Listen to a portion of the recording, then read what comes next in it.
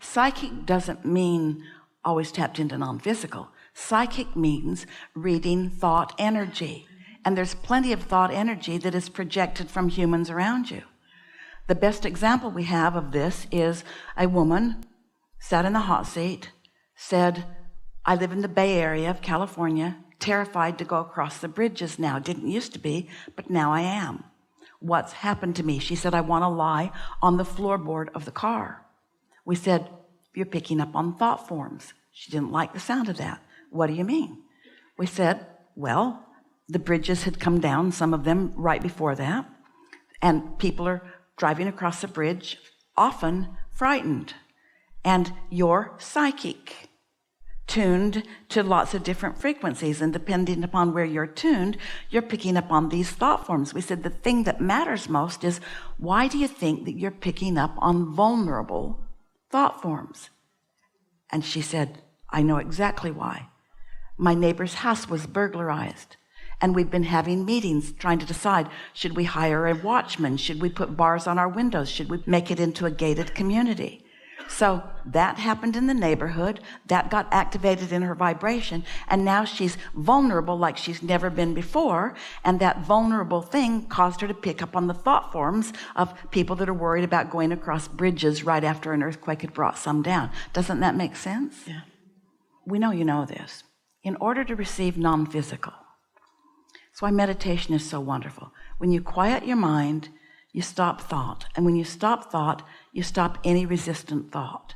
And in the absence of resistant thought, your vibration will rise into a natural calibration with your source.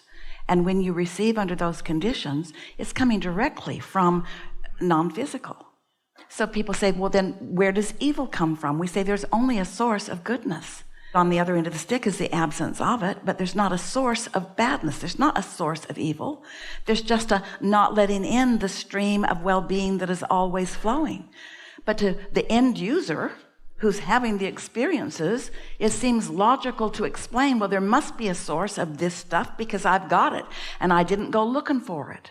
And we say, you didn't go looking for it deliberately, but you pushed against enough things and come to feel vulnerable enough.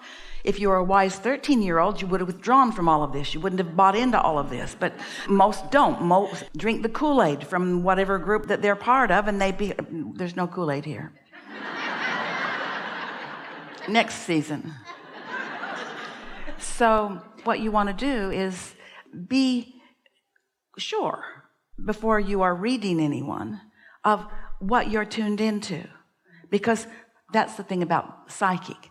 Someone who has had a very strong experience or has a very strong belief, they're emitting a very strong vibration. And if you're opened and not deliberately tuned to the frequency of your source, you can pick up on that. So there are literally streams of thoughts that you might say, that's got to be the devil.